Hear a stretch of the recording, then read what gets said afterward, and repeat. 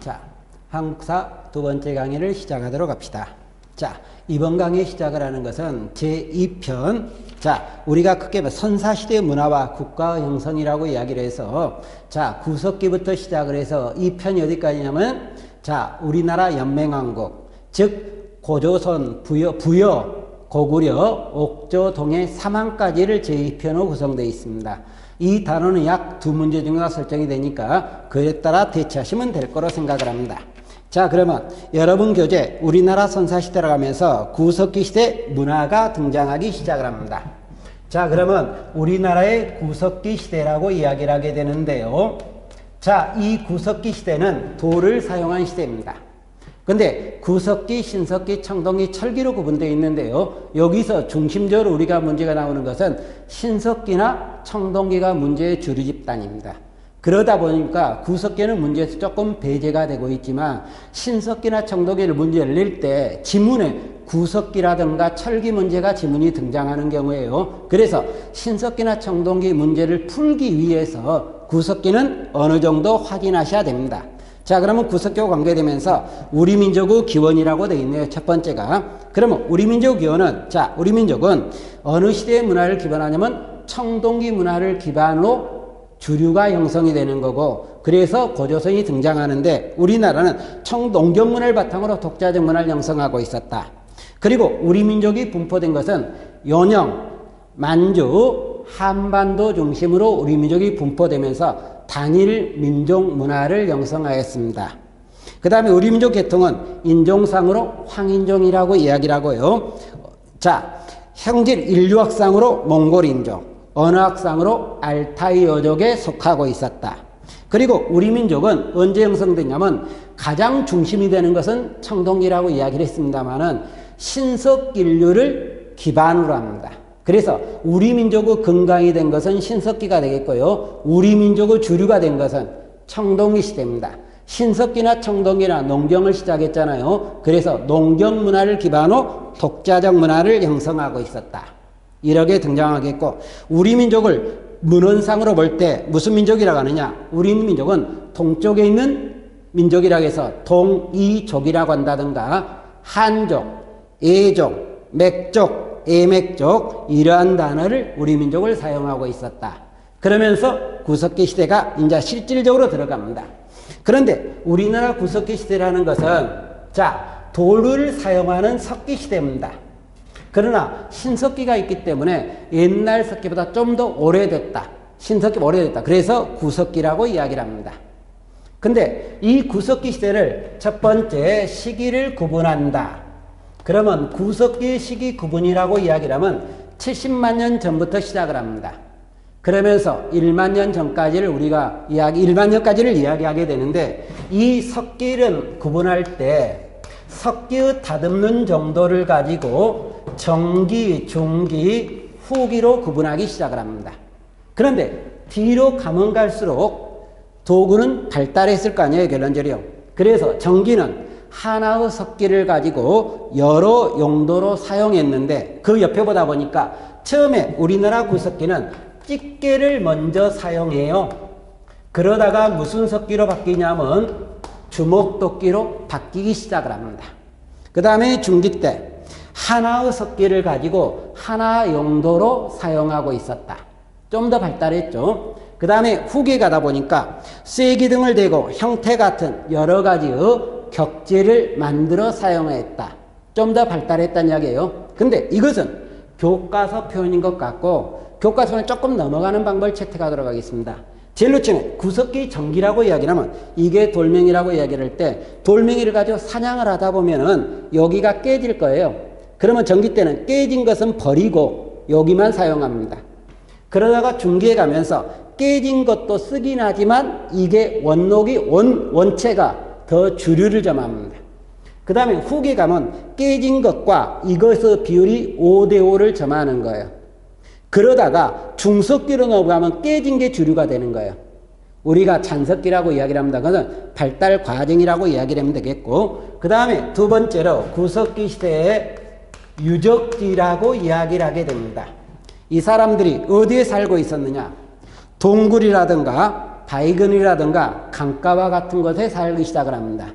근데 여기 유적지에서 2014년 공무원 시험 문제에서 나왔던 하나 두드러진 문제가 나오는 건데, 원래 우리나라 구석기 유적지가 제일로 처음에 발견된 것은 1933년 저 북한 쪽에서 발견된다. 한북 종성 동관진에서 제일로 처음에 발견됐는데, 2014년 시험 문제에서는 어떻게 했냐, 해방 이후 광복 이후 구석기 유적지로서 남쪽에 최초로 발견된 유적지와 북쪽에 최초로 발견된 유적지를 찾는 문제였습니다. 남쪽에서는 공주석장리가 되겠고 북쪽에서는 웅기굴포리였어요. 그래서 이 두 개를 찾는 문제가 2014년 시험 문제로 등장했던 것이다. 그러면 유적지를 다시 몇 가지를 보도록 합시다. 자, 구석기는 첫 번째 나오는 게 단양금굴이라고 이야기를 하는데, 우리나라 구석기가 70만 년 전까지 올리는 가장 오래된 유적지, 연도 추정이 가장 멀리 갔다는 이야기죠. 이 유적지가 단양금굴이라고 이야기를 합니다. 그 다음에 연천정곡리가 나오게 되는데, 이 연천정곡리는 서방형 손도끼, 다시 말해서 아슐리안계 주먹도끼가 발견되고 있다. 자, 이걸 좀 더 설명하면 어떻겠냐, 이 세계 지도에서 인도의 동쪽과 서쪽으로 나눕니다.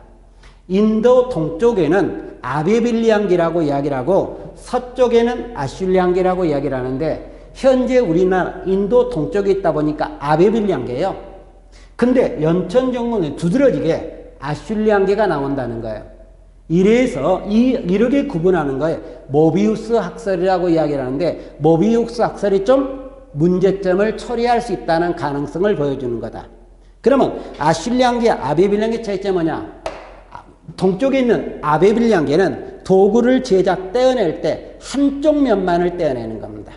근데 아슐리안계는 한쪽 면이 아니라 양쪽 면을 다듬었다. 이게 둘의 특징이 되겠고요. 그 다음에 공주석장리. 자, 공주석장리는 광복 이후 남쪽에서 발견된 최초 구석기 유적지라고 이야기를 하는데, 여기에서는 정기유물, 중기유물, 후기유물이 다 나옵니다.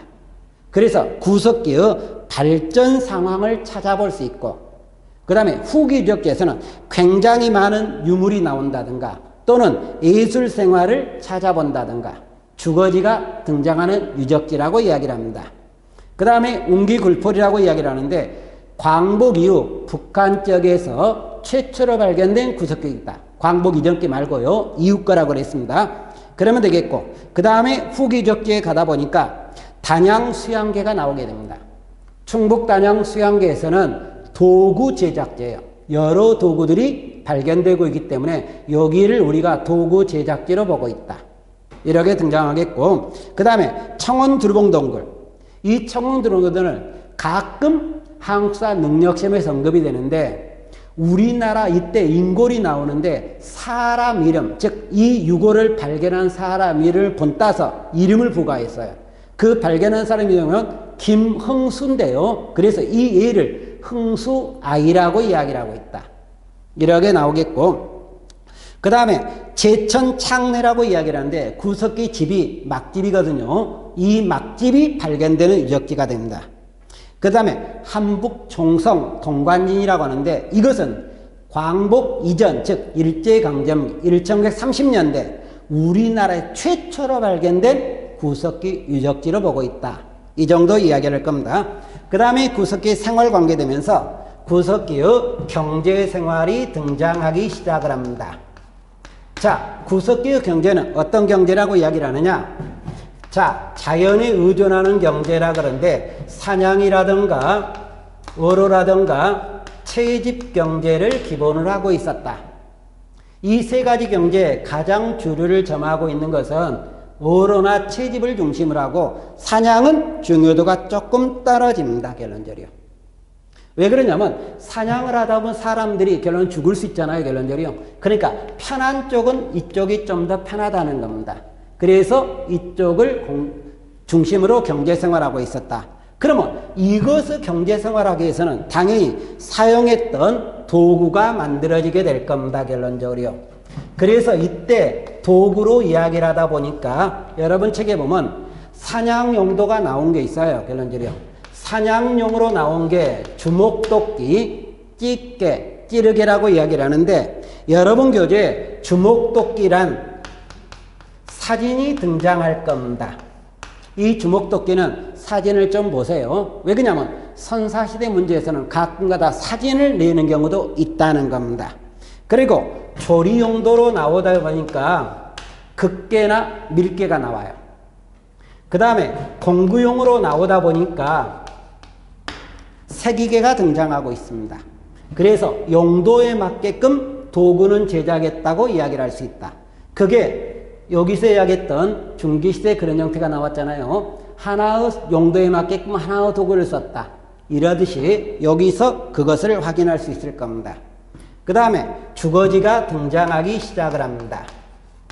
자, 구석빈들은 어디서 살았느냐?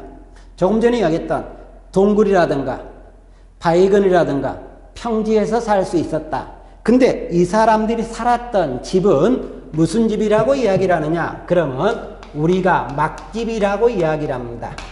막 지었던 집이에요. 규칙이 없다는 이야기의 결론적이요. 동굴에서 살게 되겠지만 그러면 이 막집을 짓는데 기둥도 치고요. 담도 세우고요. 불도 사용했습니다. 즉 불된 자리 화덕이 등장하고 있었다. 그런데 이 막집에서 몇 명이 살게 적합했느냐? 그러면 3명에서 4명이 살게 적합하고 많았을 때는 10명까지 살고 있었다. 이게 구석기의 주거생활, 집을 이야기하는 거고 그 다음에 사회생활이 등장합니다. 구석기는 어떤 사회생활을 이루느냐? 가족 단위의 무리 이동사회를 이루고 있었다. 가족을 기본으로 하면서 무리 이동사회를 하고 있었다. 결론은 이동하며 살았다는 이야기예요. 결론적이요. 그러니까 다시 이야기하면 집 주위에 있는 과일과 같은 채집이 다 끝나서 먹을 게 없을 때는 떠난다는 이야기죠. 결론적이요. 그러니까 사람들이 이동하다 보니까 이 무리를 이끄는 사람이 있습니다. 여기 손도 가지 말 것. 이 이끄는 사람을 뭐라고 이야기를 하냐면 지도자라고 이야기를 합니다. 지도자는 경험이 많고 지혜로운 사람이 지도자예요. 근데 가끔가다 시험 문제에서 뭐라고 나오느냐? 지배자가 등장했다. 그러면 과감히 삭제시켜버리기 바랍니다. 지배라는 것은 무엇을 이야기하느냐? 결론은 신분적으로 위에 사람과 밑에 사람을 이야기하는 계급을 이야기합니다. 자, 한국 사회에서 계급 형성이 등장한 게 어느 시대입니까?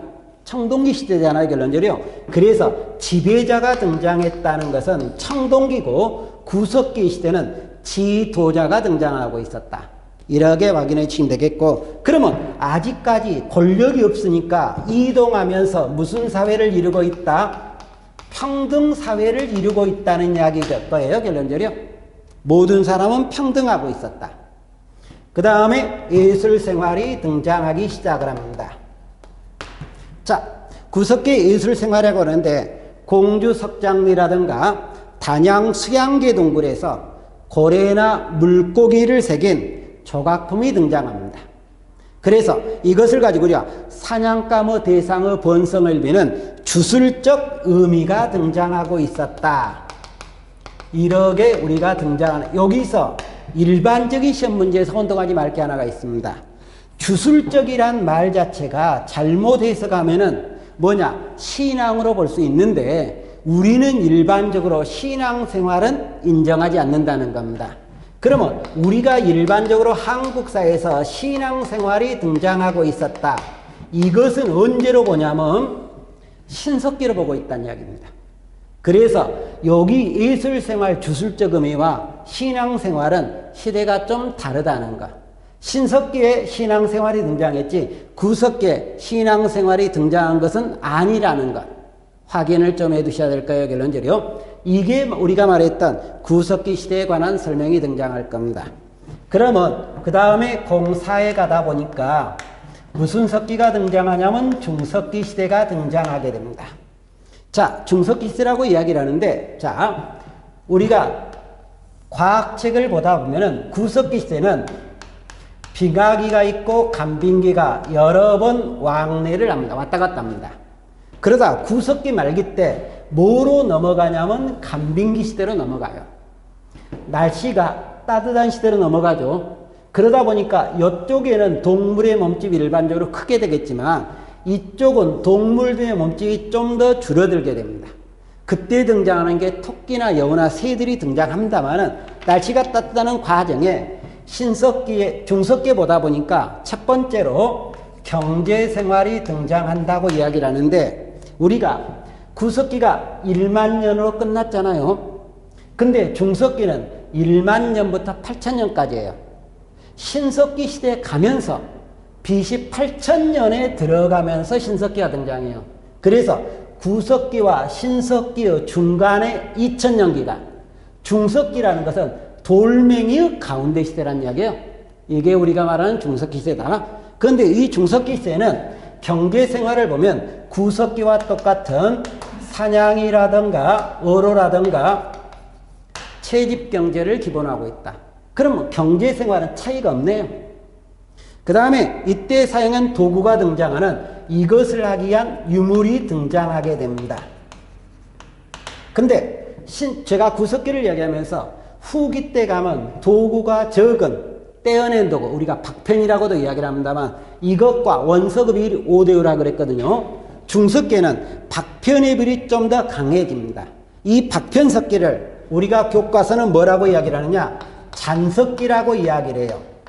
그래서 잔석기란 단어가 나오면은 무조건 신으로 넘기시기 바랍니다. 신석기 시대로 넘기시기 바랍니다. 이러면서 우리가 등장하고 있다. 이렇게 나오겠고, 잔석기라든가 또는 여러 개의 잔석기를 뼈나 나무에 꽂아서 이음도구로 사용했다. 그래서 이게 이음도구란 단어가 등장하기도 하는데, 이음도구는 결론 여러 개의 석기를 모아놓은 거잖아요. 그래서 잔석기를 모아놨다. 그래서 잔석기의 비중을 가장 두시면 되겠고, 그 다음에 조개더미가 나오는데 필요 없겠고, 유적지도 큰 의미가 없습니다. 과감히 삭제시키기 바랍니다. 자, 그러면서 나오겠고, 그 다음에 신석기 시대로 넘기기 시작을 하겠습니다. 그러면 우리가 잠깐, 자, 신석기 시대를 다시 신석기 시대라면 01번으로 넘어가는데, 중석기가 끝나고 새로운 석기로 넘어간다. 그래서 신석기 시대라고 이야기를 하는데 돌을 사용하지만 새로운 돌을 사용한다. 그래서 신석기라고 이야기를 하는데 그러면 여기를 설명하기 잠깐 중석기를 과감히 삭제시켜 봅시다. 빼고 봅시다. 그러면 구석기 시대는 돌을 사용한 옛날 돌, 신석기는 새로운 돌이지만 이 두 개를 구분할 때는 뭔가 구분 기준이 등장할 겁니다. 그 구분 기준이라는 게 우리가 뭐라고 이야기를 하느냐? 그러면 첫 번째, 돌멩이를 갈았다는 간석기. 신석기의 대표인 유물이네요. 또 하나 뭐가 나오냐면 토기가 나옵니다. 이 두 개가 구석기와 신석기를 구분하는 대표적인 구분 기준이다. 그런데 여기서 잠깐 혼동하지 말라고 이야기를 하는데 신석기 두드러진 특징이 뭐가 나오게 됩니까? 농경이 나오잖아요, 결론적으로. 근데 이 농경은 신석기 후기에 등장한 거기 때문에 구석기와 신석기를 구분하는 기준은 되지 않고 신석기의 특징은 가능하다는 겁니다. 특징일 뿐이지 구분 기준은 들어가지 않는다. 자, 그러면서 신석기 시대를 설명할 때 제일 처음에 시기가 등장하네요. 그러면 신석기는 BC 8000년부터 시작을 해서 자, 청동기가 등장했던 BC 2000년까지 약 6000년 기간이 되겠습니다. 이러면서 시기를 구분하는데 이때 청기가 있고 중기가 있고 후기가 있다고 이야기를 하게 됩니다. 근데 이것은 사용한 도구 중에 하나였던 토기를 가지고 대변적으로 구분하면 됩니다. 그럼 우리가 신석기의 가장 대표적인 토기가 이 중기 때 나왔던 무슨 토기라고 이야기를 하냐면 빗살무늬 토기라고 이야기를 해요. 이게 신석기의 대표적인 토기예요, 결론적으로. 이것을 한문으로 이야기하면 질문토기라고 이야기를 합니다. 그러면 전기 때는 질문토기 이전이다. 그래서 선질문토기라고 이야기를 해요. 근데 이제 교과서에 들어가면 선질문토기라고 이야기를 하지 않고 뭐라고 이야기를 한다? 자, 그러면 이름 민무늬 토기가 등장하기 시작을 합니다. 이름 민무늬라든가 또는 덧무늬 토기가 등장한다든가 그 다음에 눌러 찢기문 토기가 등장하기 시작을 합니다. 근데 이 전기토기는 이런 게 있었다고만 보시면 되겠고 그 다음에 신석기 가장 주류토기라고 우리가 이야기했던 이거의 등장하잖아요. 결론적으로 이것은 옆에 날개 쪽에 사진도 있습니다. 사진도 머릿속에 넣으셔야 돼요. 가끔 시험 문제에 등장하기 때문에 사진도 넣으신다. 그러면 이게 신석기 가장 일반적인 토기요. 가장 대표적인 토기입니다. 근데 사진을 보다 보니까 밑바닥이 뾰족합니다. 그리고 빗살이라고 이야기를 하는데 고기뼈와 같은 거로 이 문양을 만들었다는 이야기예요. 근데 상중 하의 문양이 각기 다르게 등장합니다. 그리고 요거에 나왔던 유적지에서 조금 보실 대목이 하나가 등장하는데 거기 내용에 보다 보니까 이것이 나왔던 유적지로 서울 암사동이 등장합니다. 혹시나 여러분 시험 문제에서 서울 암사동이란 말이 나오면 무조건 신석기로 봐버리시고 들어가시라는 이야기입니다. 신석기로 봐버리시고 들어가시기 바랍니다. 자, 왜 그러냐면 이것이 나왔던 유적지이기도 하겠지만 신석기 대표적인 집터, 우리가 움집이라고 이야기를 하는데 움집이 나오고 이 움집을 복원한 지역도 여기입니다. 그래서 여기 나오면 무조건 이라고 본다. 그 다음에 후기 때는 잠깐 빗살문 이전이라게 선질문토기, 여기는 빗살문이 변화돼서 변형 질문토기라고 이야기를 하는데 우리 교과서는 이것을 뭐라고 이야기를 하느냐, 물결무늬토기라고 이야기를 한다든가 또는 번개무늬토기가 등장하고 있었다 이렇게 되는데 있었다고 정도만 보시고 요것만 좀 더 신경을 쓰시기 바랍니다.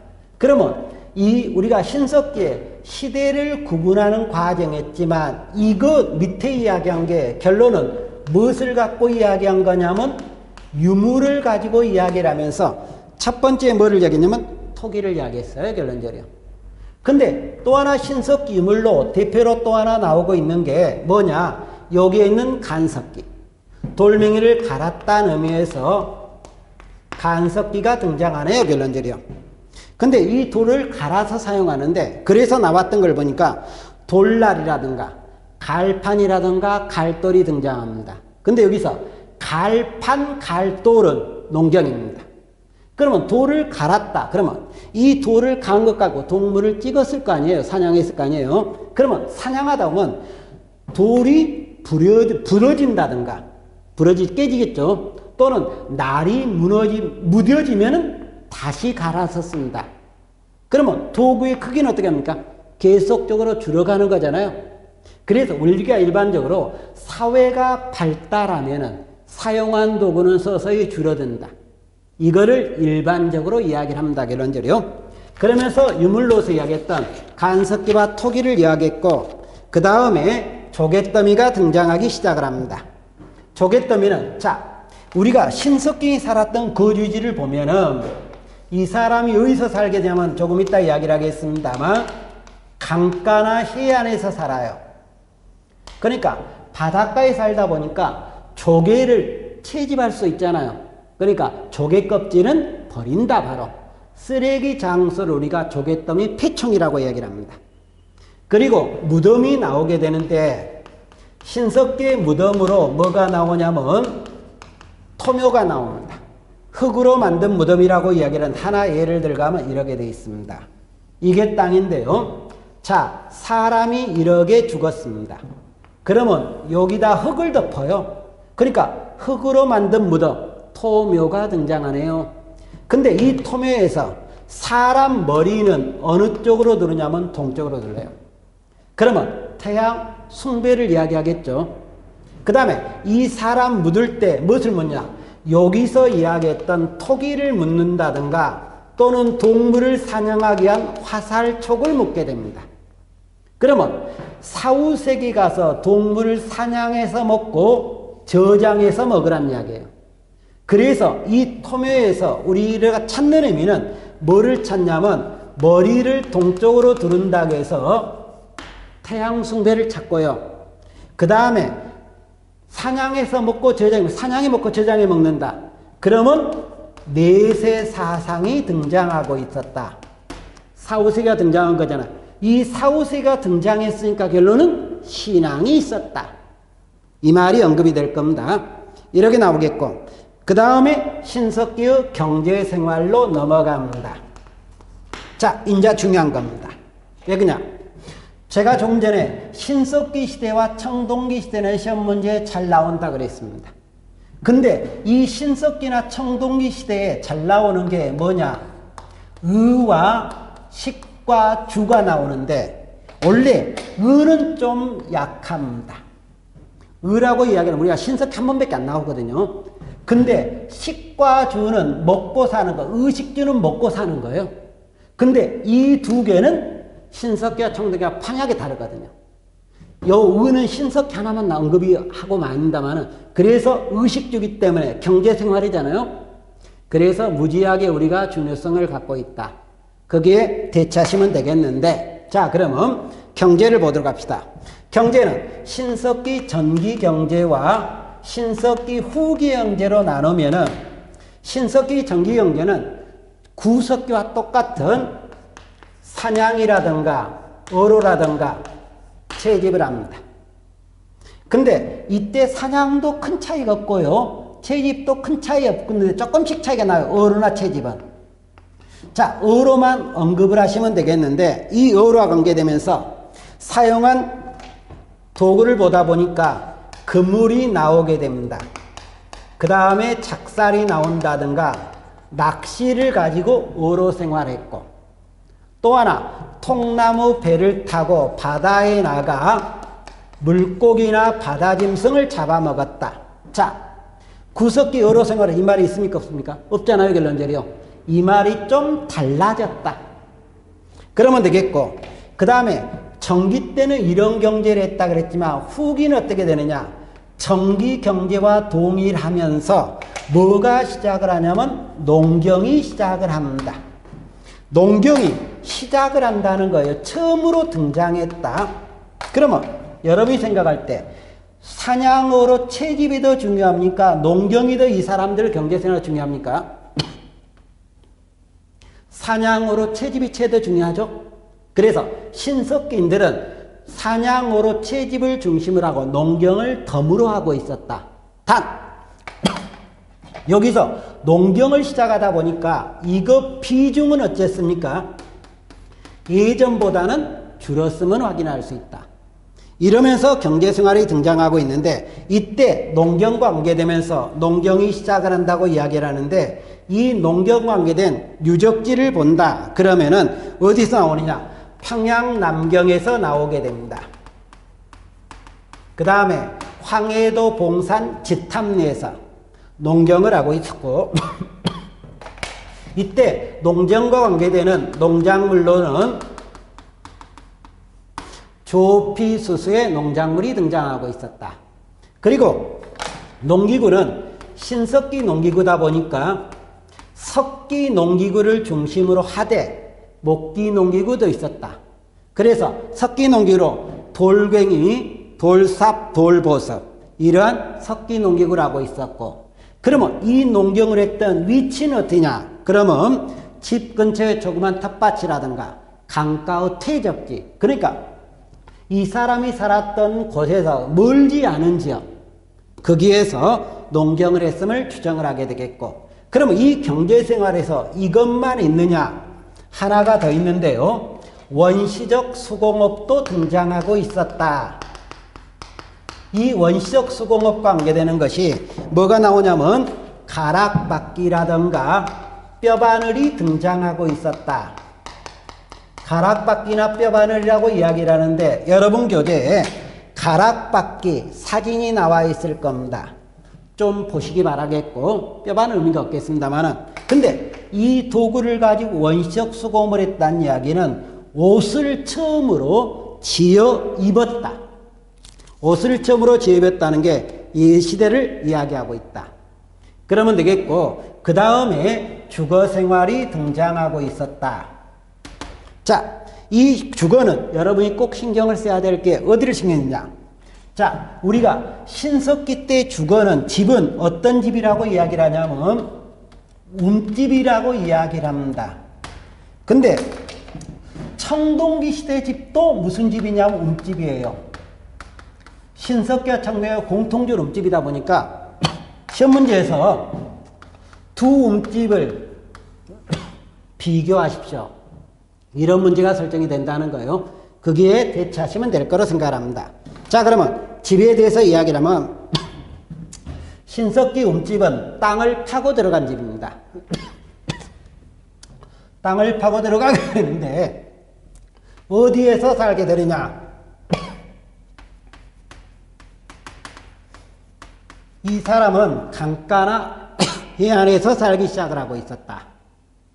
그러면서 바닥의 모양은 원형이나 모가 둥근 네모꼴이라고 이야기를 합니다. 네모꼴이고, 그러면서 움집은 땅을 파는 거예요, 결론적으로. 근데 일반적으로 많이 팔 때는 1m까지 파고 있었다.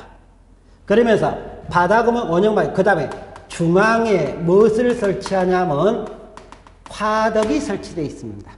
그러니까 화덕은 주방용도잖아요, 결론적으로. 중앙에 있다는 의미에서 신석기는 모계제 사회라는 것도 보여주기 시작을 합니다. 그 다음에 출입문은 어디에 두게 되느냐? 출입문은 남쪽에 두게 됩니다. 햇빛이 비춰지는 남쪽을 두고 있었다. 이렇게 나오겠고, 그 다음에 몇 명 정도가 살기 적합했느냐? 그러면 일반적으로 4명에서 5명이 살기에 적합한 크기였다고 이야기를 합니다. 이러면서 나왔던 게 신석기고 소규모적인 집단 생활합니다. 이게 신석기 특징인데 나중에 청동기 움집을 보면서 다시 한번 비교할게요.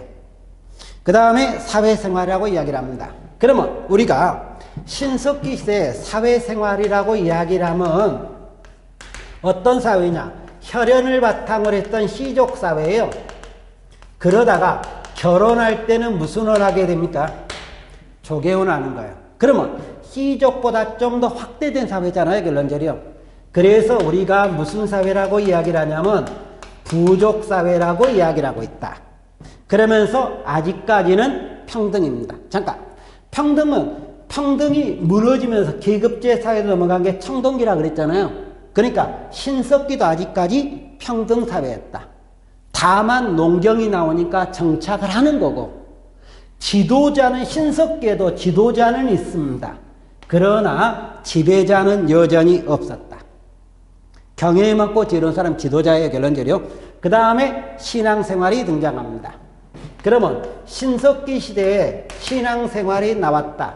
구석기는 예술적 의미는 있지만 신앙은 없다 그랬어요. 신석기에 신앙생활이 등장하고 있다.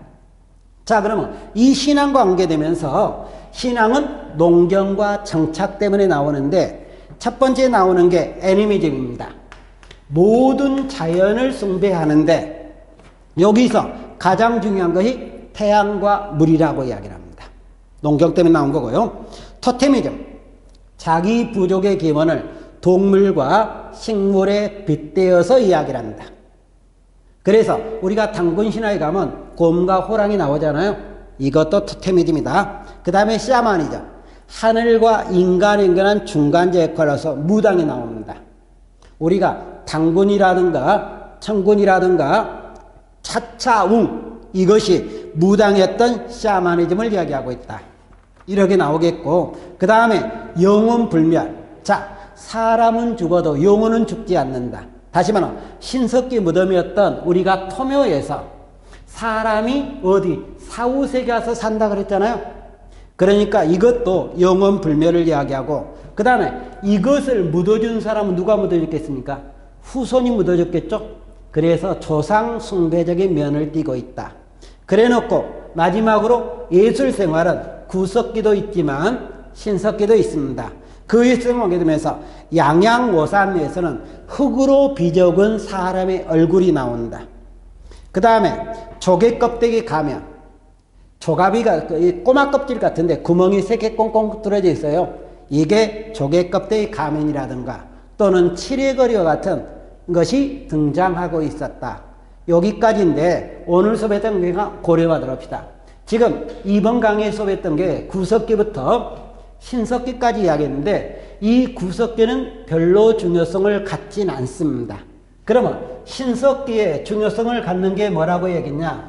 의와 식과 주라 그랬잖아요, 결론적으로. 그래서 의와 관계되는 가락받기, 뼈바늘 옷을 지어 입었다. 식이라고 이야기하면 경제생활, 즉 뭐가 이야기입니까? 농경을 중시한다. 근데 농경이 나오면 목축은 나온다. 청동기에 다시 이야기하겠고, 주와 관계된 뭐가 나옵니까? 움집이 나오게 돼 있죠, 결론적으로. 근데 이 움집도 신석기도 움집, 청동기도 움집이 등장하기 때문에 차이가 또 나오기 때문에 꼭 비교해 두시기 바랍니다, 결론적으로. 그러면서 이번 강의는 여기서 끝내도록 하겠습니다. 수고하셨습니다.